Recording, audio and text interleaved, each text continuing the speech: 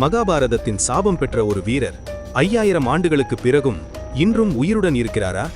இந்த இடத்தின் மர்மத்தை அறிவியலாளர்களால் கூட தீர்க்க முடியவில்லை.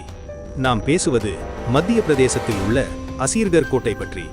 இந்த கோட்டையில் இன்றும் சிவபெருமான் வழிபடப்படுகிறார் என்று கூறப்படுகிறது. அதிர்ச்சியாக இரவு நேரத்தில் இந்த கோட்டை அனைத்து பக்கங்களிலும் மூடப்பட்டிருக்கும். ஆனால் ஒவ்வொரு காலையும் கோவிலின் கதவை திறக்கும்போது சிவலிங்கத்தின் மீது புதிய மலர்களும் ரோஜாக்களும் இருக்கும்.